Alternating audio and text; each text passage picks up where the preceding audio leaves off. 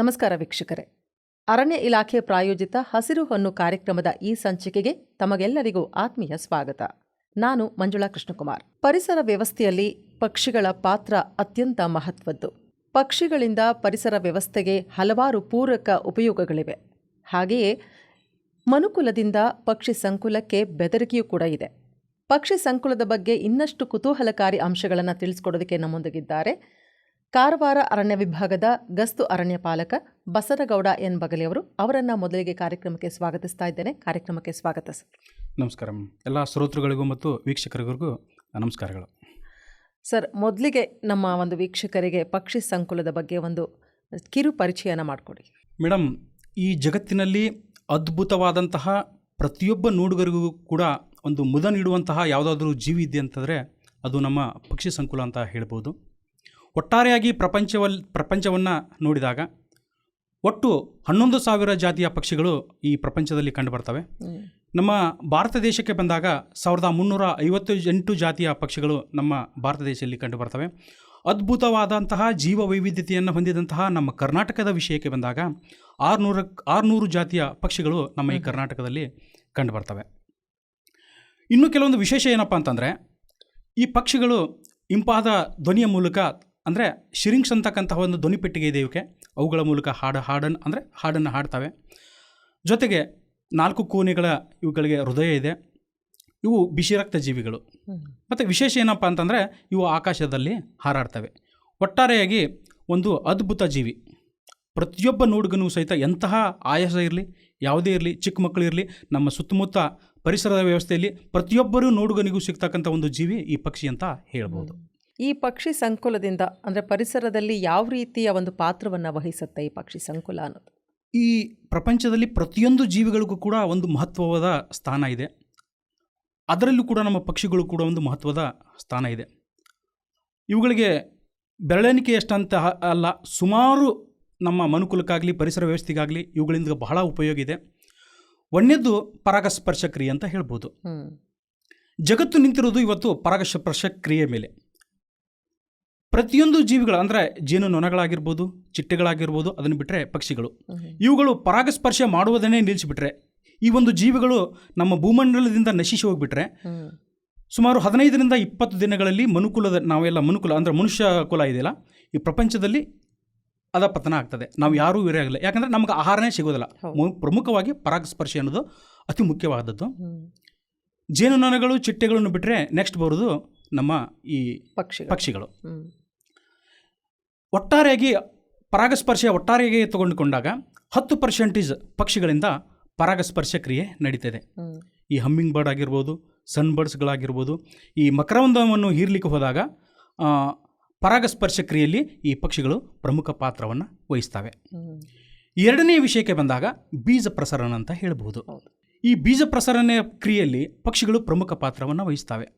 ಅವುಗಳು ತಿಂದಂತಹ ಹಣ್ಣುಗಳ ಜೊತೆಗೆ ಅವುಗಳ ಪಲ್ಪ್ ಏನಾಗ್ತದೆ, ಅದು ಡೈಜೆಷನ್ ಆಗ್ತದೆ. ನೆಕ್ಸ್ಟು ಅವುಗಳು ಬೀಜಗಳು ಹೊಟ್ಟೆಯಲ್ಲಿ ಅವುಗಳು ಡೈಜೆಷನ್ ಆಗೋದಿಲ್ಲ. ಅವುಗಳಿಗೆ ಸಂಸ್ಕಾರ ಸಿಗ್ತದೆ, ಅಂದರೆ ಟ್ರೀಟ್ಮೆಂಟ್ ಸಿಗ್ತದೆ. ಹೊಟ್ಟೆಯಲ್ಲೇ ಪಕ್ಷಿಗಳಿಗೆ ಅವು ಬೀಜಗಳಿಗೆ ಟ್ರೀಟ್ಮೆಂಟ್ ಸಿಗ್ತದೆ.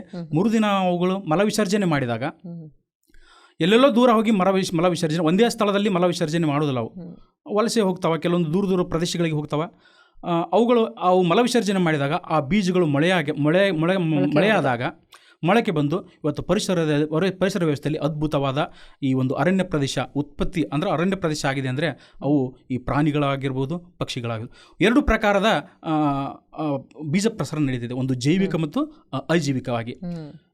ಅಜೈವಿಕವಾಗಿ ಗಾಳಿ, ಮಳೆ, ನೀರಿನಿಂದ ನಡೀಬಹುದು. ಜೈವಿಕವಾಗಿ ಪ್ರಾಣಿಗಳನ್ನು ನಡೀತದೆ ಮತ್ತು ಪಕ್ಷಿ ಸಂಕುಲಗಳಿಂದ ನಡೀತದೆ. ಇವರು ಒಟ್ಟಾರೆಯಾಗಿ ತೆಗೆದುಕೊಂಡಾಗ ಇಡೀ ಪ್ರಪಂಚದಲ್ಲಿ 70% ಬೀಜ ಪ್ರಸರಣ ಯಾವುದಾದ್ರೂ ನಡೀತಾ ಇದೆ ಅಂದರೆ ಅದು ನಮ್ಮ ಈ ಪಕ್ಷಿಗಳಿಂದ ಅಂತ ಹೇಳ್ಬೋದು. ಇನ್ನು ಮೂರನೇದಾಗಿ ಕೀಟಗಳ ನಿಯಂತ್ರಣ. ಆಹಾರ ಸರಪಳಿ ಅನ್ನೋದು ಬಹಳ ಅತ್ಯಮೂಲ್ಯವಾದದ್ದು. ಇವತ್ತೇನಾಗ್ತದೆ ಅಂದರೆ, ಈ ಆಹಾರ ಸರಪಳಿಯ ಒಂದು ಕೊಂಡಿ ಕಳಿಸಿಬಿಟ್ರೆ ಪ್ರತಿಯೊಂದು ಜೀವಿಗಳು ಅವನತಿಯತ್ತ ಹೋಗ್ತವೆ. ಎಸ್ ಮೇಡಮ್, ಏರುಪೇರಾಗ್ತವೆ. ಆದ್ದರಿಂದ ಈ ನಮ್ಮ ರೈತರು ಬೆಳೆದಂತಹ ಈ ತರಕಾರಿ ಆಗಲಿ, ಕೆಲವೊಂದು ಸಸ್ಯಗಳಾಗಲಿ, ಅವುಗಳನ್ನು ತಿಂದು ಅದನ್ನೆಲ್ಲ ನಾಶ ಮಾಡ್ತಕ್ಕಂಥ ಕೀಟಗಳನ್ನು ಇವುಗಳು ತಿಂದು ಪರಿಸರ ವ್ಯವಸ್ಥೆಯನ್ನು ಸಮತೋಲನದಲ್ಲಿ ಇಡ್ತವೆ. ಒಟ್ಟಾರೆ ಇವು ಇಡೀ ಪ್ರಪಂಚದಲ್ಲಿ ಒಂದು ವಾರ್ಷಿಕವಾಗಿ 400ರಿಂದ 500 ಮಿಲಿಯನ್ ಟನ್ ಕೀಟಗಳನ್ನು ಈ ಪಕ್ಷಿಗಳು ಭಕ್ಷಣೆ ಮಾಡ್ತವೆ. ಎಷ್ಟು ಅದ್ಭುತವಾದ ಜೀವಿ ಅಂತ ಹೇಳ್ಬೋದು. 400ರಿಂದ 500 ಮಿಲಿಯನ್ ಟನ್ ಒಂದು ವೇಳೆ ಅವು ತಿಂದೇ ಇದ್ರೆ ನಮ್ಮ ಈ ಪರಿಸರ ವ್ಯವಸ್ಥೆಯಲ್ಲೂ ಪರಿಸರ ವ್ಯವಸ್ಥೆಯಲ್ಲಾಗಲಿ ಈ ಬೆಳೆಗಳಾಗಲಿ ಯಾವ ಪರಿಸ್ಥಿತಿ ಬರ್ತಾ ಇದೆ ಅನ್ನೋದು ನಾವು ವಿಚಾರ ಮಾಡಬೇಕಾಗ್ತದೆ. ಇನ್ನು ಸ್ಕ್ಯಾವೆಂಜರ್ಸ್ ಅಂತ ಹೇಳ್ಬೋದು. ಸ್ಕ್ಯಾವೆಂಜರ್ಸ್ ಅಂತಂದರೆ ಈ ನಮ್ಮ ಸತ್ತಂತಹ ಪ್ರಾಣಿಗಳಾಗಲಿ ಪರಿಸರ ವ್ಯವಸ್ಥೆಯನ್ನು ಅಂದರೆ ತಮ್ಮ ವಾಸನೆಯ ಮೂಲಕ ಪರಿಸರ ವ್ಯವಸ್ಥೆನ ಅಂದರೆ ಗಲೀಜಾಗ್ತದೆ. ಎಸ್ ಮೇಡಮ್, ಅಂಥವುಗಳನ್ನು ಈ ನಮ್ಮ ರಣಹದ್ದುಗಳು ವಲ್ಚರ್ಸ್ ಅಂತ ಏನು ಕರಿತೀವಿ ಅವುಗಳನ್ನು ತಿಂತಾವೆ. ಸತ್ತ ಪ್ರಾಣಿಗಳನ್ನು ಅವುಗಳು ತಿಂತವೆ. ಸತ್ತ ಪ್ರಾಣಿಗಳನ್ನು ತಿನ್ನುವುದರ ಮೂಲಕ ಪರಿಸರ ವ್ಯವಸ್ಥೆಯನ್ನು ಶುಚಿಯಾಗಿಡಲು ಪ್ರಮುಖವಾದ ಕಾರಣ ಆಗ್ತದೆ. ಇನ್ನೊಂದು ಒಂದು ದುಃಖಕರ ಸಂಗತಿ ಏನಂತಪ್ಪ ಅಂತಂದರೆ ಪರಿಸರ ವ್ಯವಸ್ಥೆಯನ್ನು ಶುಚಿಯಾಗಿಡ್ತಕ್ಕಂಥ ನಮ್ಮ ರಣಹದ್ದುಗಳು ಇವತ್ತು ಏನಾಗಿದ್ದಾವೆ ಅಂದರೆ ಅಳಿವಿನಂಚಿನಲ್ಲಿ ಬಂದಿದ್ದಾವೆ. ಕೆಲವೊಂದು ಬೆರಳೆಣಿಕೆಯಷ್ಟು ರಣಹದ್ದುಗಳು ಇವತ್ತು ಉಳಿದಿದ್ದಾವೆ. ಆದ್ದರಿಂದ ಎಲ್ಲರಿಗೂ ನಾನು ಕೇಳ್ಕೊಳ್ಳೋದೇನೆಂದರೆ ನಾವೆಲ್ಲರೂ ಸೇರಿ ರಣಹದ್ದುಗಳನ್ನು ಉಳಿಸಬೇಕಾಗಿದೆ. ಅದಕ್ಕಾಗಿ ನಾವೆಲ್ಲರೂ ಕೂಡ ರಣಹದ್ದುಗಳನ್ನು ಉಳಿಸಿ ನಮ್ಮ ಪರಿಸರ ವ್ಯವಸ್ಥೆಯನ್ನು ಶುಚಿಯಾಗಿಡಲು ಒಂದು ಪಣ ತೊಡೋಣ ಅಂತಕ್ಕಂಥದ್ದು ಎಲ್ಲರ ಮೂಲಕ ಕೇಳ್ಕೊಳ್ತೇನೆ. ನೀವು ಹೇಳಿದಾಗೆ ಪಕ್ಷಿ ಸಂಕುಲ ಬಹಳ ಒಂದು ಆಕರ್ಷಕವಾದಂತಹ ಒಂದು ಪಕ್ಷಿ ಸಂಕುಲ ಇರುತ್ತೆ. ಅದನ್ನು ನಾವು ನೋಡೋ ಕಣ್ಣುಗಳು ಬೇಕು. ಸೊ ಹಾರಾಡ್ತಿ ಎಲ್ಲಿ ಒಂದು ಗಿಡಗಳಲ್ಲಿ ಅರಣ್ಯ ವಿಭಾಗ ಅಂತ ಕಡೆ ಇಲ್ಲ ಗಿಡಗಳಿರೋ ಕಡೆ ಹೆಚ್ಚಾಗಿ ನಾವು ನೋಡ್ತೀವಿ. ಇಲ್ಲ ಆಕಾಶದಲ್ಲಿ ಹಾರಾಡ್ತಾ ಇರುತ್ತೆ. ಯಾರು ಹೆಚ್ಚಾಗಿ ಗಮನಿಸಲ್ಲ. ನಾನು ನೋಡಿದಾಗೆ ಎಲ್ಲರೂ ಕೂಡ ಗಮನಿಸಲ್ಲ. ಚಿಕ್ಕ ಮಕ್ಕಳಲ್ಲಿರುವಾಗ ಗಮನಿಸೋಷ್ಟು ನಾವು ದೊಡ್ಡವರಾದ ಮೇಲೆ ಗಮನಿಸೋದು ಕಡಿಮೆ ಅಂತ ಅಂದ್ಕೊಳ್ತೀನಿ. ಈಗ ಸಾಮಾನ್ಯ ವ್ಯಕ್ತಿಯಾಗಿ ಒಂದು ಪಕ್ಷಿ ಸಂಕುಲವನ್ನು ಪಕ್ಷಿಯನ್ನು ಗಮನಿಸಬೇಕು ಅಂದಾಗ ಯಾವ ರೀತಿಯಾಗಿ ಗಮನಿಸಬೇಕಾಗತ್ತೆ, ಯಾವ ರೀತಿ ವೀಕ್ಷಣೆಯನ್ನು ಮಾಡಬಹುದು? ಪಕ್ಷಿಗಳನ್ನು ಇವತ್ತು ಎಲ್ಲರೂ ನೋಡ್ಬೋದು. ಒಂದು ಚಿಕ್ಕ ಮಗುವಿನಿಂದ ಹಿಡ್ಕೊಂಡು ಎಲ್ಲರೂ ಸಹಿತ ನಮ್ಮ ಈ ಶಾಲೆಯ ಪಕ್ಕದಲ್ಲಿ ನೋಡ್ಬೋದು, ಮನೆಯ ಪಕ್ಕದಲ್ಲಿ ನೋಡ್ಬೋದು, ಎಲ್ಲ ಕಡೆನೂ ನಾವು ಪಕ್ಷಿಗಳನ್ನು ನೋಡ್ತೀವಿ. ಬಟ್ ಪಕ್ಷಿಗಳನ್ನು ನೋಡೋದ್ರಲ್ಲಿ ಸ್ವಲ್ಪ ವಿಭಿನ್ನವಾಗಿ ನೋಡ್ಬೇಕು ನಾವು. ಹೇಗೆ ಒಂದನೇದು, ನಾವು ಹಾಕೊಳ್ಳುವಂತಹ ಬಟ್ಟೆ ಕೂಡ ಒಂದು ಪಕ್ಷಿ ವೀಕ್ಷಣೆ ಹೋಗಬೇಕಾದ್ರೆ ನಾವು ಹಾಕಿಕೊಳ್ಳುವಂತಹ ಬಟ್ಟೆ ಕೂಡ ಇಂಪಾರ್ಟೆಂಟ್ ಆಗ್ತದೆ. ಪರಿಸರ ವ್ಯವಸ್ಥೆಯಲ್ಲಿ ಹೋಗಬೇಕಾದ್ರೆ ನಾವು ಪರಿಸರಕ್ಕೆ ಪೂರಕವಾದ ಬಟ್ಟೆಗಳನ್ನು ಹಾಕೊಳ್ಬೇಕು. ಬಣ್ಣಗಳ ಆಯ್ಕೆ ಕೂಡ ಪ್ರಮುಖ ಆಗ್ತದೆ. ಯಾಕಂದರೆ ಪರಿಸರ ಇರುವುದು ಹಸಿರು ಬಣ್ಣದಲ್ಲಿ, ಅಂದರೆ ನಮ್ಮ ಬಟ್ಟೆ ಆ ಪರಿಸರದಲ್ಲಿ ಮರ್ಜ್ ಆಗಬೇಕು. ಅಂತಹ ಬಟ್ಟೆಗಳನ್ನು ಹಾಕಬೇಕು. ಯಾಕೆಂತಂದರೆ ನಾವು ಹಾಕೊಳ್ಳುವಂತಹ ಬಟ್ಟೆಗಳು ಆ ಪಕ್ಷಿ ಸಂಕುಲ ನೋಡಿದಾಗ ಅಥವಾ ಯಾವುದೋ ಒಂದು ಪ್ರಾಣಿ ನೋಡಿದಾಗ ಅದು ಹೆದರ್ಕೊಂಡು ಹೋಗ್ಬೋದು ಅಥವಾ ನಮ್ಮ ಮೇಲೂ ಅಟ್ಯಾಕು ಮಾಡಬಹುದು. ಅದಕ್ಕಾಗಿ ನಾವು ಹಾಕೊಳ್ಳುವಂತಹ ಬಟ್ಟೆ ಕೂಡ ಇಂಪಾರ್ಟೆಂಟ್ ಆಗ್ತದೆ. ಇನ್ನು ಎರಡನೇದು, ಪಕ್ಷಿಗಳು ಆವಾಸ ಸ್ಥಾನಗಳ ಬಗ್ಗೆ ಸ್ವಲ್ಪ ಕಲ್ಪನೆ ಇರಬೇಕು. ಅಂದರೆ ಪಕ್ಷಿಗಳು ಎಲ್ಲಿ ಸಿಗ್ತಾವೆ, ನಾವು ಎಲ್ಲೆಲ್ಲೂ ಹೋದರೂ ಕೆಲವೊಂದು ಸಂದರ್ಭದಲ್ಲಿ ಪಕ್ಷಿಗಳು ಸಿಗುವುದಿಲ್ಲ. ಆದ್ದರಿಂದ ಪಕ್ಷಿಗಳು ಎಲ್ಲಿ ಸಿಗ್ತಾವೆ ಅಂತಕ್ಕಂಥ ಒಂದು ಸಣ್ಣ ಕಲ್ಪನೆ ನಮಗೆ ಇರಬೇಕಾಗ್ತದೆ. ಮೂರನೇದು, ಕೆಲವೊಂದು ಪರಿಕರಗಳು ನಮಗೆ ಇಂಪಾರ್ಟೆಂಟ್ ಆಗ್ತವೆ. ಅಂದರೆ ಕೆಲವೊಂದು ಪಕ್ಷಿ ವೀಕ್ಷಣೆ ಮಾಡಬೇಕಾದ್ರೆ ವೈಜ್ಞಾನಿಕವಾಗಿ ಸ್ವಲ್ಪ ನೋಡಬೇಕಾದ್ರೆ ಕೆಲವೊಂದು ಪರಿಕರಗಳನ್ನು ನಮಗೆ ಬೇಕಾಗ್ತವೆ. ಒಂದನೇದು, ಪಕ್ಷಿಯನ್ನು ನೋಡಬೇಕಾದ್ರೆ ಅದರ ಒಂದು ಮಾಹಿತಿಯನ್ನು ಬರ್ಕೊಳ್ಬೇಕಾದ್ರೆ ನಮಗೆ ಪೆನ್ನು ಮತ್ತು ನೋಟ್ಬುಕ್ಗಳು ಬೇಕಾಗ್ತದೆ. ಎರಡನೆಯದಾಗಿ, ಆ ಪಕ್ಷಿಯ ಬಗ್ಗೆ ನಮಗೆ ಸ್ವಲ್ಪ ಮಾಹಿತಿ ಕಡಿಮೆ ಇದ್ದರೆ ಅವುಗಳ ಬಗ್ಗೆ ತಿಳ್ಕೊಳ್ಳಿಕ್ಕೆ ಆ ಪಕ್ಷಿಗಳ ಬಗ್ಗೆ ಇರ್ತಕ್ಕಂಥ ಪುಸ್ತಕಗಳೇ ಬೇಕಾಗ್ತದೆ. ಇವತ್ತು ಅಡ್ವಾನ್ಸ್ ಟೆಕ್ನಾಲಜಿಯಲ್ಲಿ ನಾವು ಈ ಮೊಬೈಲ್ ಆ್ಯಪ್ಗಳಿದ್ದಾವೆ, ಕೆಲವೊಂದು ಮಾಧ್ಯಮದಲ್ಲೇ ನಾವು ಬಹಳಷ್ಟು ಒಳ್ಳೊಳ್ಳೆ ತಂತ್ರಾಂಶಗಳಿದ್ದಾವೆ ಮೇಡಮ್. ಮರ್ಲಿನ್ ಅಂತಕ್ಕಂಥ ಒಂದು ಆ್ಯಪ್ ಮೂಲಕ ಸಾವಿರಾರು ಪಕ್ಷಿಗಳು, ಅಂದರೆ ನಮ್ಮ ಭಾರತ ದೇಶದಲ್ಲಿ ಇರ್ತಕ್ಕಂಥ ಎಲ್ಲ ಪಕ್ಷಿಗಳು ಕೂಡ ಅದರಲ್ಲಿ ಸಿಗ್ತವೆ. ನೀವು ಪುಸ್ತಕ ಇರದಿದ್ರು ಅದನ್ನು ತಂತ್ರಾಂಶ ಅಂದರೆ ನಿಮ್ಮ ಮೊಬೈಲ್ ಮೂಲಕ ಸಾಫ್ಟ್ವೇರ್ ಮೂಲಕ ನೀವು ಅವು ಪಕ್ಷಿಗಳ ಬಗ್ಗೆ ಮಾಹಿತಿಯನ್ನು ತಿಳ್ಕೊಳ್ಬೋದು. ಅದರ ಜೊತೆಗೆ ನಾವು ಒಂದು ಸಣ್ಣ ಬೈನಾಕ್ಯುಲರ್ ನಾವು ಸಾಧ್ಯವಾದರೆ ಇಟ್ಕೊಳ್ಬೇಕು. ಯಾಕೆ ಬೈನಾಕ್ಯುಲರ್ ಬೇಕಂದರೆ ಪಕ್ಷಿಯ ಬಗ್ಗೆ ಸಂಪೂರ್ಣ ಅದರ ದೇಹ ಭಾಗಗಳನ್ನು ತಿಳ್ಕೊಳ್ಬೇಕಾದ್ರೆ ಅದರ ಕೊಕ್ಕುಗಳಾಗಲಿ ಅದರ ಕಾಲುಗಳಾಗಲಿ, ಅಂದರೆ ಎಲ್ಲ ಪಕ್ಷಿಗಳ ಬಾಯ ಆಕಾರಗಳು ಒಂದೇ ಥರ ಇರೋದಿಲ್ಲ. ಎಲ್ಲ ಪಕ್ಷಿಗಳು ವಿಭಿನ್ನ ಇರ್ತವೆ. ಬಣ್ಣದಲ್ಲಿ ವಿಭಿನ್ನ ಇರ್ಬೋದು, ಅವುಗಳ ಕೊಕ್ಕುಗಳಲ್ಲಿ ವಿಭಿನ್ನ ಇರ್ಬೋದು, ಅವುಗಳ ಪಾದಗಳಲ್ಲಿ ವಿಭಿನ್ನ ಇರ್ಬೋದು. ಅವು ಕೊಕ್ಕು ಒಂದು ಹಸಿರು ಬಣ್ಣದಲ್ಲಿ ಇರ್ಬೋದು ಅಥವಾ ಕೆಂಪು ಬಣ್ಣ ಇರ್ಬೋದು, ಆಕಾರದಲ್ಲಿಯೂ ಸಹಿತ ಚೇಂಜಸ್ ಇರ್ಬೋದು. ಹಾಗಂದ್ರೆ ಪ್ರತಿಯೊಂದು ಭಾಗಗಳ ಮಾಹಿತಿಯನ್ನು ನಾವು ಬರ್ಕೊಳ್ಬೇಕಾಗ್ತದೆ. ಇವಾದ್ರ ಬಾಲ ಇರ್ಬೋದು, ಅದ್ರ ಜಾಲಪಾದ ಇರ್ಬೋದು, ಇವೆಲ್ಲನೂ ನಾವು ಅದನ್ನು ಸಪ್ರೇಟಾಗಿ ನೋಟ್ ಮಾಡ್ಕೊಳ್ಬೇಕಾಗಿದೆ. ಆದ್ದರಿಂದ ದೂರದಲ್ಲಿರ್ತಕ್ಕಂಥ ಪಕ್ಷಿಯನ್ನು ನಾವು ಚೆನ್ನಾಗಿ ನೋಡಬೇಕಂದ್ರೆ ನಮಗೆ ಒಂದು ಸಾಧ್ಯವಾದರೆ ಒಂದು ಬೈನಾಕ್ಯುಲರ್ ಬೇಕು. ಆದ್ದರಿಂದ ಇಷ್ಟೆಲ್ಲ ಪರಿಕರಗಳ ಮೂಲಕ ಒಬ್ಬ ಪಕ್ಷಿ ವೀಕ್ಷಕಕ್ಕೆ ಈ ಎಲ್ಲ ಪರಿಕರಗಳನ್ನ ಇಟ್ಟುಕೊಂಡು ಎಲ್ಲ ಮಾಹಿತಿಯನ್ನು ತಲೆಯಲ್ಲಿ ಇಟ್ಕೊಂಡು ನಾವು ಹೋದರೆ ಅದ್ಭುತವಾದ ಪಕ್ಷಿ ವೀಕ್ಷಣೆ ಮಾಡಬಹುದು. ಜೊತೆಗೆ ತಾಳ್ಮೆ ಕೂಡ ಬೇಕು. ತಾಳ್ಮೆ ಎಷ್ಟು ಇಂಪಾರ್ಟೆಂಟ್ ಅಂದರೆ ಕೆಲವೊಮ್ಮೆ ಒಂದು ಜಾಗದಲ್ಲಿ ಪಕ್ಷಿ ವೀಕ್ಷಣೆಗೆ ಹೋಗಿಬಿಟ್ಟಿರ್ತೀವಿ, ಕೆಲವೊಂದು ಪಕ್ಷಿಗಳನ್ನು ಸಿಗೋದಿಲ್ಲ, ಭಾಳ ಅಪ್ಸೆಟ್ ಆಗಿ ಬೇಡ ಮರ್ದಿನೂ ಸಿಗ್ಬೋದು. ಆದ್ದರಿಂದ ಅವು ತಾಳ್ಮೆ ಅನ್ನೋದು ಭಾಳ ಇಂಪಾರ್ಟೆಂಟ್. ಕೆಲವೊಂದು ಸಂದರ್ಭದಲ್ಲಿ ನಾವು ಪಕ್ಷಿ ವೀಕ್ಷಣೆ ಹೋದಾಗೆ ಅಥವಾ ಕೆಲವೊಂದು ಸಂದರ್ಭದಲ್ಲಿ ಅವುಗಳನ್ನು ಫೋಟೋಗ್ರಫಿ ಮಾಡೋಕ್ಕೆ ಹೋದಾಗೆ ನಮಗೆ 3-4 ತಾಸುಗಳನ್ನು ಕುಂತಿದ್ದೀವಿ ನಾವು. ಕೆಲವೊಂದು ಪಕ್ಷಿಗಳನ್ನು ಸಿಕ್ಕಿಲ್ಲ, ನಮಗೆ ನೋಡ್ಲಿಕ್ಕೂ ಸಿಗಲಿಲ್ಲ. ಬಟ್ ತಾಳ್ಮೆ ಅನ್ನೋದು ಪಕ್ಷಿ ವೀಕ್ಷಣೆಗೆ ಅಥವಾ ಪಕ್ಷಿ ಛಾಯಾಗ್ರಾಹಕನಿಗೆ ಬಹಳ ಇಂಪಾರ್ಟೆಂಟ್ ಆಗ್ತದೆ. ನೀವು ಹೇಳಿದ್ರಿ ಈಗ ಪಕ್ಷಿ ವೀಕ್ಷಣೆಗೆ ಹೋಗುವಾಗ ಅದರ ಆವಾಸ ಸ್ಥಾನದ ಬಗ್ಗೆ ಕೂಡ ನಮಗೆ ಗಮನ ಇರಬೇಕು ಅಂತ. ಹೇಗೆ ಆವಾಸ ಸ್ಥಾನಗಳು ಹೇಗೆ ಕಂಡುಹಿಡಿಯೋದು, ಎಲ್ಲಿರುತ್ತವೆ ಪಕ್ಷಿಗಳು ಹೆಚ್ಚಾಗಿ? ಮೊದಲನೇದಾಗಿ ಆವಾಸ ಸ್ಥಾನಗಳನ್ನ ಮೊದಲನೇದಾಗಿ ನೋಡಿದಾಗ ಅರಣ್ಯಗಳು ಅಂತ ಹೇಳ್ಬೋದು. ಅರಣ್ಯದಲ್ಲಿ ಪಕ್ಷಿಗಳು ಇರ್ತವೆ. ಅರಣ್ಯದಲ್ಲಿ ಇರ್ತಕ್ಕಂಥ ಪಕ್ಷಿಗಳನ್ನೇ ಬೇರೆ, ಇನ್ನೊಂದು ಆವಾಸ ಸ್ಥಾನದಲ್ಲಿರ್ತಕ್ಕಂಥ ಪಕ್ಷಿಗಳೇ ಬೇರೆ. ಈ ಹಾರ್ನ್ ಬಿಲ್ಸ್ಗಳಾಗಿರ್ಬೋದು, ಓರಿಯಲ್ಸ್ಗಳಾಗಿರ್ಬೋದು, ಬಾರ್ಬೇಟ್ಸ್ಗಳಾಗಿರ್ಬೋದು, ಇವೆಲ್ಲ ನಮ್ಮ ಅರಣ್ಯದಲ್ಲಿ ಸಿಗ್ತವೆ. ಎರಡನೆಯದಾಗಿ ಈ ನಮ್ಮ ಸರೋವರ ಅಂತ ಹೇಳ್ಬೋದು, ವಾಟರ್ ಬಾಡೀಸ್ ಅಂತ ಕರಿತೀವಿ. ಇಲ್ಲಿರ್ತಕ್ಕಂಥ ಪಕ್ಷಿಗಳನ್ನೇ, ಅರಣ್ಯದಲ್ಲಿರ್ತಕ್ಕಂಥ ಪಕ್ಷಿಗಳು ವಾಟರ್ ಬಾಡಿ ಹತ್ರ ಇರೋದಿಲ್ಲ. ಇಲ್ಲಿ ಫ್ಲೆಮಿಂಗೋಗಳಾಗಿರ್ಬೋದು, ಮತ್ತು ಈ ಡಕ್ಗಳಾಗಿರ್ಬೋದು, ಇವೆಲ್ಲ ಅಂದರೆ ಈ ಗ್ರೇಟ್ಸ್ಗಳಾಗಿರ್ಬೋದು, ಇವೆಲ್ಲ ವಾಟರ್ ಬಾಡೀಸ್ ಅಂದರೆ ಹಿನ್ನೂರು ಪ್ರದೇಶಗಳಾಗಿರ್ಬೋದು ಅಥವಾ ನಮ್ಮ ಕೆರೆಗಳಾಗಿರ್ಬೋದು, ಇಂತಹ ಜಾಗದಲ್ಲಿ ನಮಗೆ ಪಕ್ಷಿಗಳು, ಇದು ಒಂದು ಅದ್ಭುತವಾದಂತಹ ಒಂದು ಆವಾಸ ಸ್ಥಾನ. ನೆಕ್ಸ್ಟ್ ಬರೋದು ಹುಲ್ಲುಗಾವಲುಗಳು. ಹುಲ್ಲು ಅಂತಂದರೆ ಅರಣ್ಯ ಇಂಪಾರ್ಟೆಂಟ್, ಜೊತೆಗೆ ಹುಲ್ಲುಗಾವಲು ಕೂಡ ಬಹಳ ಇಂಪಾರ್ಟೆಂಟ್ ಆಗ್ತದೆ ಪರಿಸರ ವ್ಯವಸ್ಥೆಯಲ್ಲಿ. ಹುಲ್ಲುಗಾವಲನ್ನು ಕೂಡ ಅವಲಂಬಿಸಿ ಹಲವಾರು ಪಕ್ಷಿಗಳು, ಮುನಿಯಾಂಥ ಪಕ್ಷಿಗಳು ಅವು ಬದುಕ್ತವೆ. ಇದು ಕೂಡ ಒಂದು ಅದ್ಭುತವಾದ ಆವಾಸ ಸ್ಥಾನ. ಇನ್ನು ಕೊನೆಯದಾಗಿ ಬರ್ತಕ್ಕಂಥದ್ದು ನಮ್ಮ ಈ ಸಮುದ್ರ ಪಕ್ಕ, ಸಮುದ್ರ ದಂಡೆಯಲ್ಲಿ ಹಲವಾರು ವಲಸೆ ಪಕ್ಷಿಗಳು ಬರ್ತವೆ. ಸಮುದ್ರದಲ್ಲಿರ್ತಕ್ಕಂಥ ಜಲಚರ ಜೀವಿಗಳನ್ನು ತಿನ್ನಲಿಕ್ಕೆ ಕೂಡ ಸಹಿತ ನಮ್ಮ ಈ ವಲಸೆ ಹಕ್ಕಿಗಳೇ ಬರ್ತವೆ. ಆದ್ದರಿಂದ ಅರಣ್ಯಗಳಾಗಿರ್ಬೋದು, ಸರೋವರಗಳಾಗಿರ್ಬೋದು, ಸಮುದ್ರಗಳಾಗಿರ್ಬೋದು, ಹುಲ್ಲುಗಳಾಗಿರ್ಬೋದು, ಇವೆಲ್ಲ ಕೂಡ ಪ್ರಮುಖವಾಗಿ ಪರಿಸರ ವ್ಯವಸ್ಥೆಯಲ್ಲಿ ಅದ್ಭುತವಾದ ಪಕ್ಷಿಗಳ ಆವಾಸ ಸ್ಥಾನಗಳಂತ ನಾವು ಹೇಳ್ಬೋದು. ಈ ಪಕ್ಷಿಗಳಲ್ಲಿ ಸಾಮಾನ್ಯವಾಗಿ ಸಂತಾನೋತ್ಪತ್ತಿ ಹೇಗೆ ನಡೆಯುತ್ತೆ ಅನ್ನೋ ಕುತೂಹಲ, ಬಹಳ ಕ್ಯೂರಿಯಾಸಿಟಿ ಮೇಡಮ್. ಎಷ್ಟು ಅದ್ಭುತವಾಗಿ, ಅಷ್ಟು ಚೆನ್ನಾಗಿ ಇವುಗಳಲ್ಲಿ ಸಂತಾನೋತ್ಪತ್ತಿ ನಡೀತದೆ ಅಂದರೆ, ನೀವು ಕೇಳಿರ್ಬೋದು, ರಾಜ ಮಹಾರಾಜರ ಕಾಲದಲ್ಲಿ ಸ್ವಯಂವರ ಪದ್ಧತಿ ಅಂತ ಇತ್ತು, ಗೊತ್ತಿರ್ಬೋದು. ಅದೇ ರೀತಿ ಪಕ್ಷಿಗಳಲ್ಲಿ ಅದ್ಭುತವಾಗಿ ಚೆನ್ನಾಗಿರ್ತಕ್ಕಂಥ ಪಕ್ಷಿಗಳಲ್ಲಿ ಮೇಲು ಮತ್ತು ಫೀಮೇಲ್ ಇರ್ತದೆ. ಹೌದು, ಅದ್ಭುತವಾಗಿ ಚೆನ್ನಾಗಿರ್ತವೆ, ನೋಡಲು ಬಹಳ ಸುಂದರವಾಗಿರ್ತಕ್ಕಂಥ ಪಕ್ಷಿ ಯಾವುದಾದ್ರೆ ಅದು ನಮ್ಮ ಗಂಡು ಹಕ್ಕಿ. ಯಾಕೆ ಗಂಡನ್ನು ಇಷ್ಟು ಅದ್ಭುತವಾಗಿ ಚೆನ್ನಾಗಿದೆ ಅಂದರೆ, ಹೆಣ್ಣನ್ನು ಅಟ್ರಾಕ್ಷನ್ ಮಾಡಲಿಕ್ಕೆ. ಅವು ಹೆಂಗೆ ಅಟ್ರಾಕ್ಷನ್ ಮಾಡ್ತದೆ ಅಂದರೆ, ಸುಂದರವಾದ ತನ್ನ ಸಿರಿಂಗ್ಸ್ ಅಂತಕ್ಕಂಥ ಧ್ವನಿಪೆಟ್ಟಿಗೆಯ ಮೂಲಕ ಹಾಡನ್ನು ಹಾಡುವುದಾಗಿರ್ಬೋದು, ಆ ಹೆಣ್ಣು ಹಕ್ಕಿಯ ಮುಂದೆ ನೃತ್ಯ ಮಾಡುವುದಾಗಿರ್ಬೋದು, ಅದು ಕೂಡ ಒಂದು ನೃತ್ಯ ಮಾಡಿ ಹೆಣ್ಣನ್ನು ಅಟ್ರಾಕ್ಷನ್ ಮಾಡ್ತದೆ. ಮೂರನೆಯದಾಗಿ ಆ ಹೆಣ್ಣು ಹಕ್ಕಿಗೆ ಒಂದು ಉಡುಗೊರೆಯಾಗಿ ನಾವು ಕೊಡುವಂಥ ಉಡುಗೊರೆ ಅಲ್ಲ, ಒಂದು ಅದ್ಭುತವಾದ ಎಲ್ಲೋ ಸಿಗ್ತಕ್ಕಂಥ ಒಂದು ಹಣ್ಣನ್ನು ಕೊಡೋದಾಗಿರ್ಬೋದು, ಅಥವಾ ಯಾವುದೋ ಮಾಂಸಾಹಾರಿ ಪಕ್ಷಿಗಳು ಯಾವುದೋ ಒಂದು ಮೀನುಗಳನ್ನು ತಂದು ಕೊಡೋದು, ಹೀಗೆ ಒಂದು ಸಣ್ಣ ಏನಾದರೂ ತಮಗೆ ಹೆಣ್ಣು ಹಕ್ಕಿಗೆ ಅಟ್ರಾಕ್ಷನ್ ಮಾಡಲಿಕ್ಕೆ ಉಡುಗೊರೆಯನ್ನೇ ಕೊಡೋದು. ಒಂದು ಜೀವಿಯ ಸಂತಾನೋತ್ಪತ್ತಿ ಅದ್ಭುತವಾಗಿ ಅಂದರೆ ತನ್ನ ಮುಂದಿನ ಪೀಳಿಗೆ ಚೆನ್ನಾಗಿರಬೇಕು, ಹುಟ್ಟುವ ಒಂದು ತನ್ನ ಮರಿ ಕೂಡ ಚೆನ್ನಾಗಿರ್ಬೇಕಂದ್ರೆ ಅದು ಅಟ್ರಾಕ್ಷನ್ ಮಾಡಬೇಕಾದ್ರೆ ಯಾವ ಗಂಡು ಜೊತೆ ನಾನು ಸಂತಾನೋತ್ಪತ್ತಿ ಮಾಡಬೇಕನ್ನೋದು ಹೆಣ್ಣಿನ ತಲೆಯಲ್ಲಿ ಇರ್ತದೆ. ಆದ್ದರಿಂದ ತನಗೆ ಯಾವುದು ಇಷ್ಟ ಆಗ್ತದೆ ನೋಡಿ, ಯಾವುದು ಬಲಿಷ್ಠ ಹಕ್ಕಿ ನೋಡಿ, ಅದರ ಜೊತೆ ಅದು ಸಂತಾನೋತ್ಪತ್ತಿಗೆ ಒಪ್ಕೊಳ್ತದೆ. ಪಕ್ಷಿಗಳಲ್ಲಿ ಲೈಂಗಿಕ ಸಂತಾನೋತ್ಪತ್ತಿ ನಡೀತದೆ. ಸೆಕ್ಷುವಲ್ ಆರ್ಗನ್ಸ್ ಅಂತ ಹೇಳ್ತೇವಲ್ಲ, ಅವುಗಳ ಮೂಲಕ ಸಂತಾನೋತ್ಪತ್ತಿ ಅಂದರೆ ಮೀಟಿಂಗ್ ನಡೀತದೆ. ಮೀಟಿಂಗ್ ಆದ ನಂತರ ಎರಡೂ ಸೇರಿ ಏನು ಮಾಡ್ತಾವಂತಂದರೆ, ಇವು ಗೂಡಣಗಳನ್ನು ಕಟ್ತವೆ. ಎಲ್ಲ ಹಕ್ಕಿಗಳ ಗೂಡುಗಳು ಒಂದೇ ಥರ ಇರುವುದಿಲ್ಲ.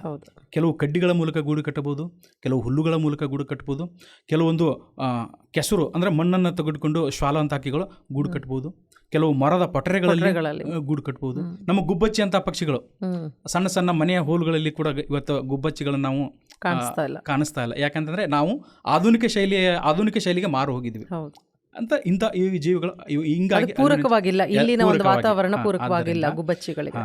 ಇವುಗಳು ಈ ಥರ ಗೂಡು ಕಟ್ತವೆ. ಗೂಡು ಕಟ್ಟಿದ ನಂತರ ಅವುಗಳು ಮೊಟ್ಟೆಗಳನ್ನು ಇರ್ತವೆ, ಕ್ಲಚ್ ರೂಪದಲ್ಲಿ ಮೊಟ್ಟೆಗಳನ್ನು, ಕ್ಯಾಲ್ಸಿಯಂ ಕಾರ್ಬೋನೇಟ್ ಚಿಪ್ನಿಂದ ಆವೃತವಾದ ಮೊಟ್ಟೆಗಳನ್ನಿರ್ತವೆ. ಇವುಗಳಿಗೆ ಅಲ್ಬುಮಿನ್, ಒಳಗೆ ಹಳದಿ ಕಲರ್ದು ಇರ್ತದಲ್ಲ, ಅದಕ್ಕೆ ಅಲ್ಬುಮಿನ್ ಅಂತ ಕರಿತೀವಿ, ಬಿಳಿಯ ಭಾಗನ. ಅದಕ್ಕೆ ಸ್ವಲ್ಪ ದಿನಗಳ ನಂತರ ಕ್ಲಚ್ ರೂಪದಲ್ಲಿ ಮೊಟ್ಟೆ ಇಟ್ಟ ನಂತರ ಕಾವು ಕೊಡ್ತವೆ. ಅವಕ್ಕೆ ತಮ್ಮ ದೇಹದ ಮೂಲಕ ಅವುಗಳಿಗೆ ಕಾವು ಕೊಟ್ಟ ನಂತರ ಸ್ವಲ್ಪ ದಿನಗಳಾದ ನಂತರ ಈ ಮೊಟ್ಟೆಗಳಿಂದ ಮರಿಗಳು ಹೊರಗೆ ಬರ್ತಕ್ಕಂಥದ್ದು. ಸ್ವಲ್ಪ ದಿನಗಳವರೆಗೆ ಎರಡೂ ಹಕ್ಕಿಗಳು ಕೂಡಿಕೊಂಡು ಆ ಮರಿಗಳಿಗೆ ಆಹಾರವನ್ನು ತಿನ್ನಿಸ್ತವೆ. ಸ್ವಲ್ಪ ದಿನಗಳಾದ ನಂತರ ಅವುಗಳು ಅಡಲ್ಟ್ ಸ್ಟೇಜಿಗೆ ಬಂದ ನಂತರ ತನ್ನ ಜೀವನವನ್ನು ತಾವು ಕಂಡುಕೊಳ್ತವೆ. ಇದು ಒಂದು ಸಂತಾನೋತ್ಪತ್ತಿ, ಪಕ್ಷಿಗಳಲ್ಲಿರ್ತಕ್ಕಂಥ ಒಂದು ಅದ್ಭುತವಾದ ಸಂತಾನೋತ್ಪತ್ತಿ ಅಂತ ಹೇಳ್ಬೋದು. ಈಗ ಸಂತಾನೋತ್ಪತ್ತಿ ಹೇಳಿದರೆ, ಸಂತಾನೋತ್ಪತ್ತಿ ಬಗ್ಗೆ ಕೆಲವು ವಲಸೆ ಹೋಗುತ್ತವೆ ಪಕ್ಷಿಗಳು ಎಲ್ಲ ಕಡೆ, ವಿಶ್ವದೆಲ್ಲೆಡೆ ಎಲ್ಲಿಂದ ಎಲ್ಲೆಲ್ಲಿಗೋ ಕೂಡ ಸಂಚಾರ ಮಾಡೋದನ್ನು ನಾವು ಕೇಳಿದ್ದೀವಿ. ಸಂತಾನೋತ್ಪತ್ತಿಗಾಗಿ ಹೆಚ್ಚು ವಲಸೆ ಹೋಗೋದನ್ನು ನೋಡ್ತೀವಿ. ಅದನ್ನು ಹೊರತುಪಡಿಸಿ ಬೇರೆ ಇನ್ಯಾವ ಕಾರಣಗಳಿಗೆ ಒಂದು ಪಕ್ಷಿಗಳು ವಲಸೆ ಹೋಗುತ್ತವೆ? Yes madam. ಮತ್ತೆ ಹೇಗೆ ಆಯ್ಕೆ ಮಾಡ್ಕೊಳ್ತವೆ ವಲಸೆಗಾಗಿ? ನೀವು ಹೇಳ್ದಂಗೆ ಸಂತಾನೋತ್ಪತ್ತಿ ಅಂದರೆ ತನ್ನ ಮೊಟ್ಟೆ ಇಟ್ಟು ಮರಿಗಳು ಪೋಷಣೆ ಅಂದರೆ ಚೆನ್ನಾಗಿ ಬೆಳಿಬೇಕು, ಪೂರಕವಾದ ವಾತಾವರಣ ಇರಬೇಕು. ಅವುಗಳು ವಾಸಿಸುವಂತಹ ಸ್ಥಳದಲ್ಲಿ ಪೂರಕವಾದ ವಾತಾವರಣ ಇರದೇ ಇದ್ದರೆ, ಅಂದರೆ ಪ್ರತಿಕೂಲ ಹವಾಮಾನ, ಪ್ರತಿಕೂಲ ಪರಿಸ್ಥಿತಿ ಇದ್ದರೆ ಒಂದು ಸ್ಥಳದಿಂದ ಇನ್ನೊಂದು ಸ್ಥಳಕ್ಕೆ ವಲಸೆ ಹೋಗ್ತವೆ. ಎರಡನೆಯದಾಗಿ ವಿಪರೀತ ಚಳಿಯ ವಾತಾವರಣ ಅಲ್ಲಿ ಇದ್ದರೆ ಆವಾಗ ಅವುಗಳು ವಲಸೆಗಳನ್ನು ಹೋಗ್ತವೆ. ಇನ್ನು ಮೂರನೇದಾಗಿ ಅವುಗಳಿಗೆ ಆಹಾರದ ಅಲಭ್ಯತೆ, ಆಹಾರ ಸಿಗದೇ ಇದ್ದರೆ ಒಂದು ಸ್ಥಳದಿಂದ ಇನ್ನೊಂದು ಸ್ಥಳಕ್ಕೆ ವಲಸೆ ಹೋಗ್ತವೆ. ಆದರೆ ಇನ್ನೊಂದು ಪ್ರಶ್ನೆ ಇಲ್ಲಿ ಕೇಳ್ಬೋದು, ಏನಪ್ಪ ಅಂತಂದರೆ ವಲಸೆ ಹೇಗೆ ಹೋಗ್ತವೆ? ನೋಡಿ, ಇವತ್ತು ಆಧುನಿಕ ಜಗತ್ತಿನಲ್ಲಿ ನಾವು 10 ಕಿಲೋಮೀಟರ್ ಹೋಗಬೇಕಾದ್ರೆ ಒಂದು ದಾರಿ ಗೊತ್ತಾಗದಿದ್ರೆ ಒಂದು ಮ್ಯಾಪನ್ನು ಆನ್ ಮಾಡ್ತೇವೆ, ಹೌದಲ್ವಾ? ಆದರೆ ಈ ಒಂದು ನಾವುಗಳು ಜಗತ್ತಿನಲ್ಲಿಯೇ ಬಹಳ ಬುದ್ಧಿವಂತ ಜೀವಿಗಳು. ನಮ್ಮನ್ನು ನಾವು ಕರ್ಕೊಂಡಿದ್ದೀವಿ. ಬಟ್ ನನ್ನ ಪ್ರಕಾರ, ವೈಯಕ್ತಿಕವಾಗಿ ನನ್ನ ಪ್ರಕಾರ, ಮನುಷ್ಯನನ್ನು ಬಿಟ್ಟು ಜಗತ್ತಿನಲ್ಲಿ ಬಹಳ ಇನ್ನಷ್ಟು ಬುದ್ಧಿಜೀವಿ ಯಾವಾಗಲಿದ್ರೆ ಅವು ಪರಿಸರದಲ್ಲಿರ್ತಕ್ಕಂಥ ಇಂಥ ಪಕ್ಷಿಯಂತಹ ಅದ್ಭುತ ಜೀವಿಗಳಂತ. ನೋಡಿ, 10 ಕಿಲೋಮೀಟರ್ ಹೋಗಬೇಕಾದ್ರೆ ನಾವು ಒಂದು GPS ಆನ್ ಮಾಡ್ತೀವಿ, ಮ್ಯಾಪ್ಗಳನ್ನು ಆನ್ ಮಾಡ್ತೀವಿ. ಸಾವಿರಾರು ಕಿಲೋಮೀಟರ್ಗಳು ದೂರದಿಂದ ಬರ್ತವೆ ಆ ಪಕ್ಷಿಗಳು. ಆರ್ಟಿಕ್ ಟರ್ನ್ ಅಂತಕ್ಕಂಥ ಒಂದು ಹಕ್ಕಿ ಉತ್ತರ ಧ್ರುವದಿಂದ ದಕ್ಷಿಣ ಧ್ರುವಕ್ಕೆ ಬರ್ತದೆ. ನೋಡಿ, ಎಲ್ಲಿ ಉತ್ತರ ಧ್ರುವ, ಎಲ್ಲಿ ದಕ್ಷಿಣ ಧ್ರುವ. ಅದ್ಭುತವಾಗಿ ಇವುಗಳ ವಲಸೆ ಹೆಂಗೆ ಬರ್ತವೆ ನೋಡಿ. ಅವುಗಳಿಗೆ ಯಾರು ಮೆಂಟರ್ಗಳಿಲ್ಲ, ಯಾರು GPS ಕೊಟ್ಟಿಲ್ಲ, ಯಾರು ಮ್ಯಾಪ್ಗಳನ್ನು ಕೊಟ್ಟಿಲ್ಲ. ಮತ್ತೆ ಹೆಂಗೆ ಬರ್ತವೆ? ಒಂದು ಯಕ್ಷ ಪ್ರಶ್ನೆ. ಬರ್ತವೆ ಹೆಂಗೆ ಬರ್ತವೆ? ಹಗಲಿನಲ್ಲಿ ಸೂರ್ಯನನ್ನು ಆಧಾರವಾಗಿ ಇಟ್ಕೊಂಡು ಬರ್ತವೆ. ಹಗಲಿನಲ್ಲಿ ಬರ್ತಕ್ಕಂಥ ವಲಸೆ ಬರ್ತಕ್ಕಂಥ ಹಕ್ಕಿಗಳು ಸೂರ್ಯನನ್ನು ಆಧಾರವಾಗಿ ಇಟ್ಟುಕೊಂಡು ಬರ್ತವೆ. ಕೆಲವೊಂದು ಹಕ್ಕಿಗಳು ರಾತ್ರಿ ಕೂಡ ವಲಸೆ ಬರ್ತವೆ. ಹೆಂಗೆ ಬರ್ತವೆ? ನಕ್ಷತ್ರಗಳನ್ನ ಆಧಾರವಾಗಿ ಇಟ್ಟುಕೊಂಡು ಬರ್ತವೆ. ಗ್ರಾವಿಟಿ ಫೋರ್ಸ್ ಮೇಲೆ ಬರ್ತವೆ, ಅಂದ್ರೆ ಭೂಮಿಯ ಕಾಂತ ಕ್ಷೇತ್ರವನ್ನ ಆಧಾರವಾಗಿ ಇಟ್ಕೊಂಡು ಬರ್ತವೆ. ಕೆಲವೊಂದು ಮೋಡ ಕವಿದ ವಾತಾವರಣ ಇತ್ತು, ಸೂರ್ಯ ಕಾಣಲಿಲ್ಲ, ಚಂದ್ರ ಕಾಣಲಿಲ್ಲ, ದಿಕ್ಕು ತಪ್ತವೆ. ಮತ್ತೆ ಸೂರ್ಯ ಚಂದ್ರಗಳನ್ನು ಅವುಗಳು ಕಂಡಾಗ ದಿಕ್ಕು ತಪ್ಪಿದಂಥ ಪಕ್ಷಿಗಳು, ನಾವು ದಿಕ್ಕು ತಪ್ಪಿದ್ದೀವಿ, ನಾವು ಹಿಂಗೆ ಹೋಗ್ಬೇಕು, ಮತ್ತೆ ನೇರವಾಗಿ ಬರ್ತವೆ. ಎಲ್ಲಿಯ ಮಂಗೋಲಿಯಾ, ಎಲ್ಲಿಯ ಮಾಗಡಿ ಕೆರೆ, ಟರ್ಕಿ, ಮಂಗೋಲಿಯಾ, ಯುರೋಪ್ ಖಂಡಗಳಿಂದ ವಲಸೆ ಬರ್ತವೆ. ನೋಡಿ, ವಲಸೆ ಬರಬೇಕಾದ್ರೆ ಒಂದು ತಂತ್ರವನ್ನು ಉಪಯೋಗಿಸ್ತವೆ ಅವು. ಹೆಂಗಂತಂದ್ರೆ, ಈಗ ವಿಮಾನ ಸೀಳ್ಕೊಂಡು ಹೋಗ್ಬೇಕಾದ್ರೆ ವಿಮಾನ ಮುಂಭಾಗದಲ್ಲಿ ಒಂದು ಸ್ವಲ್ಪ ಚೂಚೆ ಇರ್ತದೆ. ಎಸ್, ಈ ಪಕ್ಷಿಗಳಲ್ಲೂ ಸಹಿತ ಅಂತ ಬುದ್ಧಿವಂತ ಪಕ್ಷಿ, ಬಲಿಷ್ಠವಾದ ಪಕ್ಷಿಗಳು ಇರ್ತವೆ. ಅವುಗಳು ಏನು ಮಾಡ್ತಾವಂತಂದರೆ, ಅವುಗಳು ಮೆಂಟರ್ ಅಂದರೆ ದಾರಿಯನ್ನು ಹಿಂಗೆ ಬರಬೇಕು, ನನ್ನನ್ನು ಹಿಂದ್ಗಡೆ ನೀವು ಬರಬೇಕು ಅಂದರೆ ವಿ ಶೇಪಲ್ಲಿ ಬರ್ತವೆ ಅವು. ಈ ಥರ ವಿ ಶೇಪಲ್ಲಿ ಯಾಕೆ ಬರ್ತಾವೆ ಅಂದರೆ, ಗಾಳಿಯನ್ನು ಸೀಳ್ಕೊಂಡು ಹೋಗ್ಬೇಕು, ಪ್ರತಿಕೂಲ ಹವಾಮಾನವನ್ನು ಸೀಳ್ಕೊಂಡು ಹೋಗ್ಬೇಕು, ವೇಗವಾದ ಗಾಳಿಯನ್ನು ಸೀಳ್ಕೊಂಡು ಹೋಗ್ಬೇಕು. ಒಂದರಿಂದ ಒಂದು ನೀವು ನೋಡಿರ್ಬೋದು ವಲಸೆ ಹಕ್ಕಿಗಳು ಇದೇ ಥರ. ನೀವು ನವೆಂಬರ್, ಡಿಸೆಂಬರ್, ಜನವರಿ, ಫೆಬ್ರವರಿ ನೋಡ್ತಿರುತ್ತೆ, ಹಾರಾಡ್ತಿರ್ತವೆ, ವಿ ಶೇಪಲ್ಲಿ ಬರ್ತವೆ. ಯಾಕಂದರೆ ಈ ಪ್ರತಿಕೂಲ ಪರಿಸ್ಥಿತಿಯನ್ನು ಎದುರಿಸಿ ಅವುಗಳು ಬರಬೇಕು. ಅವುಗಳನ್ನ ಆಧರಿಸಿ ವಿಮಾನ ತಯಾರಿಸಿ ನೋಡಿ, ಅವುಗಳು ಬರೋಕ್ಕಿಂತ ಮುಂಚೆ ಒಂದು ತಯಾರಿನೇ ಮಾಡ್ಕೊಳ್ತವೆ.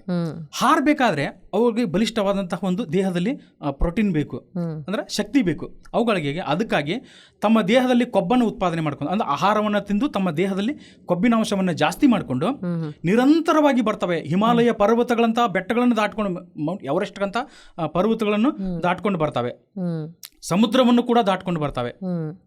ಅದಕ್ಕಾಗಿ ಒಂದು ಅದ್ಭುತವಾಗಿ ವಲಸೆ ಬರ್ತಕ್ಕಂಥ ಹಕ್ಕಿಗಳು ಇವತ್ತು ಏನಾದರೂ ಈ ಪರಿಸರದಲ್ಲಿ ಕಾಣ್ಬರ್ತಾ ಇದ್ರೆ ಅದು ಅದ್ಭುತವಾದ ಜ್ಞಾನವನ್ನು ಹೊಂದಿರತಂತಹ ಜೀವಿ ಅಂತ ಹೇಳ್ಬೋದು. ಈ ಪಕ್ಷಿಗಳು ನೀವು ಹೇಳಿದಾಗೆ ರಣಹದ್ದು ಆಗಿರ್ಬೋದು, ಗುಬ್ಬಚ್ಚಿಗಳಾಗಿರ್ಬೋದು, ತುಂಬ ಅಳಿವಿನಂಚಿಗೆ ಸೇರಿರುವಂಥ ಪಕ್ಷಿಗಳು ಸಾವಿರಾರಿದ್ದಾವೆ. ಅದರಲ್ಲೂ ಕೂಡ ಆ ಒಂದು ಅಳಿವಿನಂಚಿನಲ್ಲಿರುವ ಪಕ್ಷಿಗಳ ಒಂದು ರಕ್ಷಣೆಗಾಗಿ ಯಾವ ರೀತಿ ಕ್ರಮಗಳನ್ನು ಕೈಗೊಳ್ತಾ ಇದ್ದೀರಾ? ಮೇಡಮ್, ಒಂದನೇದು ಇವುಗಳು ಹೆಂಗೆ ಅಂದರೆ ಯಾವ ಥರ ಅಳಿವಿನಂಚಲ್ಲಿ ಬಂದವು ಅಂದರೆ, ಒಂದನೇದು ಬೇಟೆ. ಮನುಷ್ಯನಿಗೆ ಏನಿದ್ರೂ ಹಾಪಾಹಪಿ ಜಾಸ್ತಿ. ಪ್ರತಿಯೊಂದು ಜೀವಿಗಳಿಗೂ, ಭೂಮಿಯ ಮೇಲಿರ್ತಕ್ಕಂಥ ಪ್ರತಿಯೊಂದು ಜೀವಿಗಳಿಗೂ ಬದುಕುವ ಹಕ್ಕಿದೆ. ಈ ಪಕ್ಷಿಗಳನ್ನು ಆಹಾರಕ್ಕಾಗಿ ಮನುಷ್ಯ ಈ ಥರ ಭೇಟಿ ಆಡ್ತಾ ಇದ್ದಾನೆ. ಇಡೀ ಟೋಟಲ್ ಆಗಿ ಒಟ್ಟಾರೆ ಪ್ರತಿಶತ 14% ಏನಾದರೂ ಪಕ್ಷಿಗಳು ಇವತ್ತು ಅಳಿವಿನಂಚಿನಲ್ಲಿ ಹೋಗ್ತಾ ಇದ್ದಾವೆ ಅಂದರೆ ಅದು ಬೇಟೆಯಿಂದ. ಇದು ಕೂಡ ಒಂದು ಕಾನೂನಿನ ಪ್ರಕಾರ ಅಪರಾಧ. ವನ್ಯಜೀವಿ ಸಂರಕ್ಷಣಾ ಕಾಯ್ದೆಯ ಪ್ರಕಾರ ಯಾರಾದರೂ ಬೇಟೆ ಆಡಿದರೆ ಅವರಿಗೆ ಜೈಲು ಶಿಕ್ಷೆ ಇದೆ.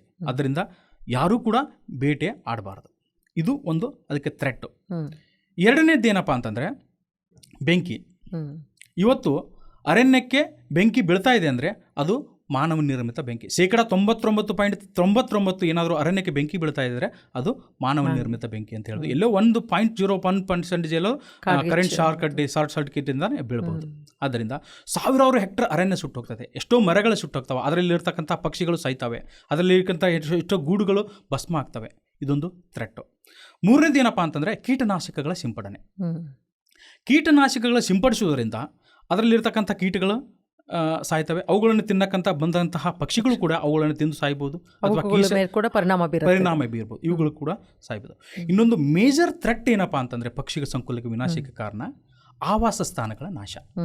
ಇವತ್ತು ನಾನು ಹೇಳಿದೆ ಜೌಗು ಪ್ರದೇಶಗಳಲ್ಲೂ ಸಹಿತ ಪಕ್ಷಿಗಳೊಂದು ಆವಾಸ ಸ್ಥಾನ. ಇವತ್ತು ಏನು ಮಾಡ್ತಾ ಇದ್ದೀವಿ ಅಂದ್ರೆ ಅಲ್ಲಿ ಮಣ್ಣುಗಳನ್ನು ಹಾಕಿ ಅವುಗಳ ಮೇಲೆ ನಾವು ತೋಟಗಳನ್ನು ಮಾಡ್ತಾ ಇದ್ದೀವಿ, ಬಹು ಅಂತಸ್ತಿನ ಕಟ್ಟಡಗಳನ್ನು ಮಾಡ್ತಾ ಇದ್ದೀವಿ.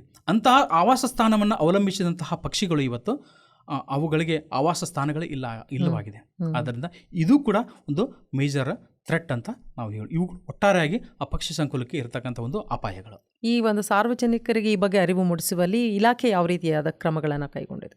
ಮೇಡಮ್, ನಾವು ಇಲಾಖೆಯಿಂದ ಹಲವಾರು ಕಾರ್ಯಕ್ರಮಗಳನ್ನು ಇವತ್ತು ಏರ್ಪಡಿಸ್ತಾ ಇದ್ದೇವೆ. ಒಂದನೇದು ಚಿಣ್ಣರ ವನದರ್ಶನ ಅಂತಕ್ಕಂಥ ಒಂದು ಕಾರ್ಯಕ್ರಮ. ಪ್ರತಿಯೊಂದು ವಲಯದಲ್ಲಿ ಸಹಿತ ಚಿಣ್ಣರ ವನದರ್ಶನ ಅಂತಕ್ಕಂಥ ಈ ಕಾರ್ಯಕ್ರಮ ಮಕ್ಕಳಿಗೆ 2 ದಿನಗಳ ಒಂದು ಕಾರ್ಯಕ್ರಮವನ್ನು ಏರ್ಪಡಿಸಿ ನಮ್ಮ ಪರಿಸರ ವ್ಯವಸ್ಥೆ, ನಮ್ಮ ಇಲಾಖೆ ಬಗ್ಗೆ ಆಗಲಿ ಹೇಳಿಬಿಟ್ಟು ಮರುದಿನ ಮರುದಿನ ಅವರಿಗೆ ಮಕ್ಕಳಿಗೆ ಪಕ್ಷಿ ವೀಕ್ಷಣೆ ಬಗ್ಗೆ ಕರ್ಕೊಂಡು ಹೋಗ್ತೀವಿ. ಪಕ್ಷಿಗಳ ಬಗ್ಗೆ ಪ್ರೆಸೆಂಟೇಷನ್ ಮೂಲಕ ಅವರಿಗೆ ಮಾಹಿತಿಯನ್ನು ಕೊಡ್ತೀವಿ. ಪಕ್ಷಿಗಳನ್ನು ಯಾಕೆ ಉಳಿಸಬೇಕು ಅನ್ನೋದು ಮಕ್ಕಳಲ್ಲಿ ಕಲ್ಪನೆಯನ್ನು ಅರಿವನ್ನು ಮೂಡಿಸ್ತೀವಿ. ಜೊತೆಗೆ ಹಕ್ಕಿ ಹಬ್ಬ ಅಂತ ಮಾಡ್ತೀವಿ. ಹಕ್ಕಿ ಹಬ್ಬ ಅಂತಕ್ಕಂಥ ಹಲವಾರು ಕಾರ್ಯಕ್ರಮಗಳನ್ನು ಮಾಡಿ ಸಾರ್ವಜನಿಕರಾಗಲಿ ಕಾಲೇಜು ವಿದ್ಯಾರ್ಥಿಗಳಿಗಾಗಲಿ ಎಲ್ಲರಿಗೂ ಸಹಿತ ಕರೆಸಿ ಪಕ್ಷಿಗಳ ಸಂರಕ್ಷಣೆಯ ಬಗ್ಗೆ ಅವುಗಳಿಗೆ ತಿಳಿ ಹೇಳ್ತೀವಿ. ಜೊತೆಗೆ ದಾಂಡೇಲಿ ಒಂದು ವಿಶೇಷವಾದ ದಾಂಡೇಲಿ ಇವತ್ತು ಅದಕ್ಕಾದ ಹೆಸರಾಗಿದೆ ಅಂದ್ರೆ ಅದು ನಮ್ಮ ಹಾರ್ನ್ಬಿಲ್, ಗ್ರೇಟ್ ಹಾರ್ನ್ಬಿಲ್ ಅಂತಹ ಪಕ್ಷಿಗೆ. ಅಂಥ ಪಕ್ಷಿ ಹಬ್ಬಗಳನ್ನು ಅಂದ್ರೆ ಹಾರ್ನ್ಬಿಲ್ ಫೆಸ್ಟಿವಲ್ ಅಂತ ಹೇಳಿ ಮಾಡಿಬಿಟ್ಟು ಎಲ್ಲ ಈ ಪಕ್ಷಿಗಳನ್ನು ಅಂದ್ರೆ ಹಾರ್ನ್ಬಿಲ್ ಅಂತಕ್ಕಂಥ ಪರಿಸರ ವ್ಯವಸ್ಥೆಯಲ್ಲಿ ಕೊಂಡಿಯಾಗಿರ್ತಕ್ಕಂಥ ಹಾರ್ನ್ಬಿಲ್ ಪಕ್ಷಿಗಳನ್ನು ಉಳಿಸಬೇಕು ಅಂತ ಹೇಳಿಬಿಟ್ಟು ಆ ಒಂದು ಹಬ್ಬವನ್ನು ಮಾಡ್ತೀವಿ. ಜೊತೆಗೆ ನಾವು ಕೂಡ ಶಾಲೆಗಳಿಗೆ ಹೋಗಿ ಮಕ್ಕಳಿಗೆ ಆಗಲಿ ಸಾರ್ವಜನಿಕರಿಗಾಗಲಿ ಪಕ್ಷಿಯ ಬಗ್ಗೆ ಅರಿವನ್ನು ಮೂಡಿಸ್ತೀವಿ. ಸೊ ಇಷ್ಟೊಂದು ಪಕ್ಷಿಗಳ ಬಗ್ಗೆ ನೀವು ಇಷ್ಟೊಂದು ಮಾಹಿತಿಯನ್ನು ತಿಳಿಸ್ಕೊಡ್ತಾ ಇದ್ದೀರಾ, ಅಂದರೆ ಹೇಗೆ ನಿಮಗೆ ಈ ಆಸಕ್ತಿ ಮೂಡಿತು ಈ ಒಂದು ಪಕ್ಷಿಗಳ ಬಗ್ಗೆ? ಮೇಡಮ್, ನಮ್ಮದು 2015 ಬ್ಯಾಚ್ನಲ್ಲಿ ನನ್ನ ಕಾಡುಗೋಡಿ ಟ್ರೈನಿಂಗು. ಆವಾಗ BLG ಸ್ವಾಮಿ ಅಂತಕ್ಕಂಥವರು ನಮಗೆ ಪಕ್ಷಿಗಳ ಬಗ್ಗೆ ತಿಳ್ಕೊಳ್ಳಿಕ್ಕೆ ಕ್ಯಾಮ್ರಾಗಳನ್ನು ಕೊಡ್ತಿದ್ರು. ಜೊತೆಗೆ ನಾನು 2015ರಲ್ಲಿ ನಮ್ಮ ಹೊನ್ನಾವರಕ್ಕೆ ಹೋಗ್ತೀನಿ. ಅಲ್ಲಿ ನಮ್ಮ DCF ಇರ್ತಾರೆ, ವಸಂತ ರೆಡ್ಡಿ ಸಾಹೇಬರು. ಅವ್ರು ಏನು ಮಾಡ್ತಾಯಿದ್ದಾರೆ, ನಮಗೊಂದು ಕಾರ್ಯಕಾರಣಗಳನ್ನು ಏರ್ಪಡಿಸ್ತಾರೆ. ಸಂಜಯ್ ಗುಬ್ಬಿ ಅವ್ರನ್ನ ಕರೆಸ್ತಾರೆ. ಅವುಗಳು ಕೂಡ ನಮ್ಗೆ ಭಾಳ ಪರಿಣಾಮಕಾರಿ ಆಗ್ತದೆ. ವಸಂತ ರೆಡ್ಡಿ ಸಾಹೇಬರು ನಾವು ಅವತ್ತು ನಮಗೆ ಒಂದು ಕಾರ್ಯಕ್ರಮ ಏರ್ಪಡಿಸದೇ ಇದ್ದರೆ ನಾವು ಇವತ್ತು ಈ ಸ್ಥಾನದಲ್ಲಿ ಕೊಳ್ಳಿಕ್ಕೆ ಆಗ್ತಿರಲಿಲ್ಲ. ನೆಕ್ಸ್ಟ್ ನಾವು ಕಾರವಾರ ಡಿವಿಷನ್ಗೆ ಬಂದಾಗ CR ನಾಯ್ಕ್ ಅಂತ ಸಿಗ್ತಾರೆ. ಅವರು ನಮ್ಮ ಗುರುಗಳು. ಅವರಿಂದ ಸಹಿತ ನಾವು ಹಲವಾರು ಮಾಹಿತಿಗಳನ್ನು ಕಳ್ಕೊಂಡಿವಿ. ಅವಾಗಿನಿಂದ ನಾವು ಈ ಪಕ್ಷಿಗಳ ಬಗ್ಗೆ ತಿಳ್ಕೊಳ್ಳಿಕ್ಕೆ, ಹಲವಾರು ವನ್ಯಜೀವಿಗಳ ತಿಳ್ಕೊಳ್ಳಿಕ್ಕೆ ನಾವು ಅವುಗಳ ಪರಿಪೂರ್ಣವಾಗಿ ಸಾಗಿದ್ದೇವೆ. ಬಹಳಷ್ಟು ವಿಷಯಗಳನ್ನ ತಿಳ್ಕೊಂಡು, ಅದರಲ್ಲೂ ಸೇವೆಯಲ್ಲಿ, ಅರಣ್ಯ ಸೇವೆಯಲ್ಲಿ ಇದ್ದುಕೊಂಡು ಇಷ್ಟೊಂದು ವಿಷಯಗಳನ್ನ ಕೂಡ ತಿಳ್ಕೊಂಡು ಎಲ್ಲರೂ ಅವರವರೇ ತಿಳ್ಕೊಂಡ್ರೆ ವಿಷಯಗಳನ್ನ, ಒಂದು ಮಾಹಿತಿಯನ್ನು ತಿಳ್ಕೊಂಡ್ರೆ ಬಹಳಷ್ಟು ಈಸಿ, ಎಲ್ರಿಗೂ ನಾವು ಸ್ಪ್ರೆಡ್ ಮಾಡೋದಕ್ಕೆ ತುಂಬ ಈಸಿ ಆಗುತ್ತೆ ಈ ಒಂದು ಮಾಹಿತಿ. ಬಹಳಷ್ಟು ವಿಷಯಗಳನ್ನ ತಿಳಿಸ್ಕೊಟ್ರಿ ನಮಗೆ. ಕಾರ್ಯಕ್ರಮಕ್ಕೆ ಆಗಮಿಸಿದ್ದಕ್ಕಾಗಿ ತಮಗೆ ಧನ್ಯವಾದಗಳು. ನಮಸ್ಕಾರ. ಇಲ್ಲಿ ಒಂದು ಅವಕಾಶ ಮಾಡಿಕೊಟ್ಟಂತಹ ನಮ್ಮ CF ಸಾಹೇಬರಾದಂತಹ ವಸಂತ ರೆಡ್ಡಿ ಸಾಹೇಬರಿಗೆ, DCF ಸಾಹೇಬರಾದಂತಹ ರವಿಶಂಕರ್ ಸಾಹೇಬರಿಗೆ, ACF ಸಾಹೇಬರಂತಹ JS ಸರ್ಗೆ, ದೀಪಕ್ ಸರ್ಗೆ, ಎಲ್ಲ ಸಹೋದ್ಯೋಗಿ ಮಿತ್ರರಿಗೆ ಮತ್ತು ಮೇಡಮ್ ಅವರಿಗೆ, ಎಲ್ಲ ತಾಂತ್ರಿಕ ಬಳಗವರಿಗೆ ಮತ್ತು ಜೊತೆಗೆ ಎಲ್ಲರಿಗೂ ಸಹಿತ ಈ ನನ್ನ ಕೃತಜ್ಞತೆಗಳನ್ನು ಸಲ್ಲಿಸ್ತೇನೆ.